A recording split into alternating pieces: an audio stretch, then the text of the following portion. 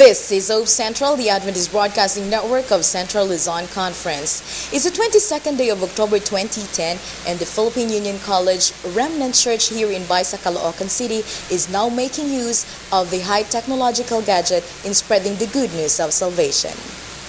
Every Friday, this congregation plays DVDs produced by AGMP, or Amazing Grace Media Production, as a tool in studying the scriptures. And they were able to finish 13 series of Tanging Pag-asa by Evangelist Isagani Valencia. And at the present time, they are on the third topic of Bing Alabata's Life Abundant in Jesus.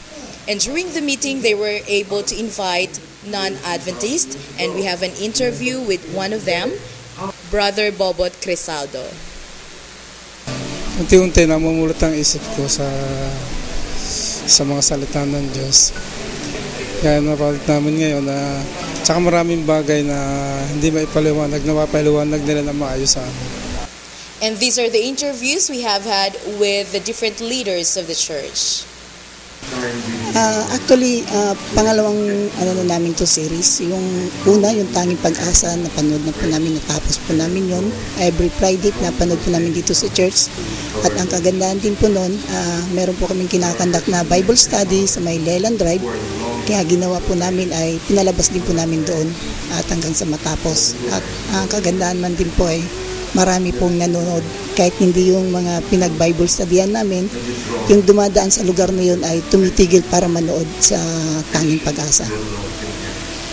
Unang-una, ang malaking pakinabang po sa panood ng programang ito kay Evangelist Pastor Bing Alabata ay personally yung mga emptiness sa puso natin bilang isang punong matanda sa PUC Remnant Church ay nagkaroon ng laman.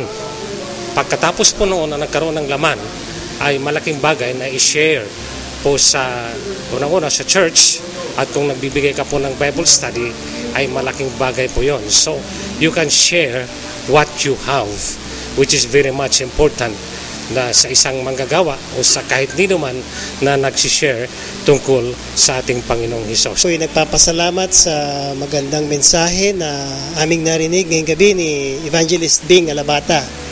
Alam mo, malaking tulong itong napapanood namin tuwing Vesper dito sa aming church, sapagkat ang kanyang mga mensahe ay talagang very relevant sa panahon ngayon.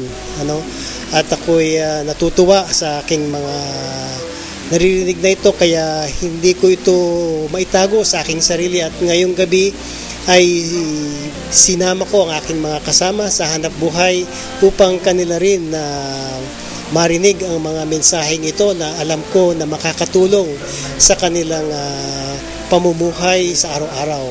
At talagang malaking bagay ito na malaman nila, sapagkat ang ating Panginoon ay malapit nang dumating, at ayoko na ito ay maging sa aming pamilya lamang, at nais ko na talagang maalaman nila ang mensahe na ibinibigay ng ating evangelist na si Pastor Bing Alabata.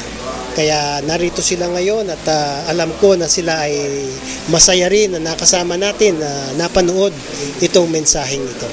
Ang aming Bible study ay napakalaking bagay. Marami kaming natututunan na mas nagiging klaro ang aming mga pinag-aaralan. Yung mga lesson na aming ginagawa ay alam ko na nagbibigay lalo ng kaliwanagan sa kanila. Kaya dito nadidiskubre namin na sa mga paksa na aming tinatalakay tuwing kami nagba-Bible study, parang nagkakaroon kami ng practical application dito sa mensahe na aming naririnig. Tunay po na napakalaki na naitulong ng mga pinapanood po namin kada Friday, especially na po sa akin na bilang kabataan, lalo na po sa aming pag-aaral, dahil natutunan ko po sa mga series na napanood namin na kailangan po natin maging positibo, lalo na po sa magulong mundong ito. Sa mga problema, dapat hindi tayo mawala ng pag-asa, dahil may tunay na gumagabay sa atin na tanging pumapatnubay tungo sa magandang landas. Yung unang serye po, yung tungkol po kay Pastor Isagaani na tunay na tanging pag-asa na ang tao ay habang nabubuhay, meron siyang pag-asa. Dahil yung Panginoon nga po yung gumagabay sa atin at siya po yung tanging kailangan natin upang malampasan natin yung mga problemang ating kinakaharap ngayon. Maraming salamat po Pastor Bing and Pastor Isagaani sa mga series na inyong ibinabahagi po sa amin. Okay, una sa lahat, ako'y nagpapasalamat sa Panginoon sapagkat kumbaga ang Central Luzon Conference ay dumating din sa panahong nagkaroon tayo ng ganitong ministry, DVD ministry, at ngayon ay totoong nakikinabang ang mga kapatid at mga iglesia. Sa aking distrito lang ay talagang marami mga elders ay nagsasabing wag na nabawasan yung problema nila kasi kung sinong speaker nila sa Wednesday, Friday, ngayon ay sold dahil sa supplies nga nitong DVD ay hindi lang nasusolve yung problema sa speaker, nakikinabang ang mga kapatid. Kasi siyempre kung mga local speaker lang, kumbaga para lang palipas oras. Pero ngayon ay nakikinabang sila kasi siyempre talagang magaganda ang mga messages. Kaya ako'y natutuwa at nakikita ko ang mga kapatid na talagang sumisigla sila, lumalago sila sa pananampalataya. Kaya ang aking masasabi ay ako'y nananawagan sa aking mga kapwa manggagawa na ganoon din sana, pakinabangan natin ito, gamitin natin itong ministry ito sa ating mga iglesia at ang mga kapatid, lautikit yung mga kapatid na hindi naka-attend sa crusade nito, sa Manila Center, sa Pasay, ay makikinabang sila kasi parang nandoon na rin sila kasi yung speaker natin doon sa venue ay naroon na sa church nila. Kaya kung may popromote natin ito sa ating mga iglesia, ay di lalong kapakipakinabang at talagang ang pagtayo ng AJMP ay talagang kapakipakinabang sa kalulatayan ng Diyos kasi napapakinabangan ng lahat at sumisigla ang panampalataya ng mga kapatid. Kaya purihin natin ang ating Panginoon. Pinapasalamatan din natin, una sa lahat, at siyempre ang Panginoon na nagkaloob sa atin ng mga evangelist na katulad nito, kay Brother Egan. Malaki ang kanyang nagawa. Kasi ang kauna-unahan bagang na-produce ang kanyang mga messages at nakinabang ang iglesia.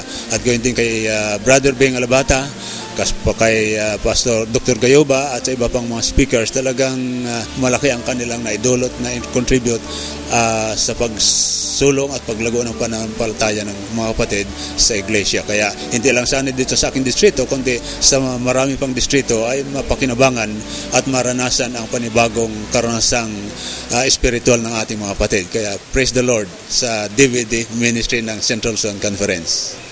From the printed messages to the highly technological age of the 21st century, this church remains to be faithful in telling the people of Jesus Christ's soon return.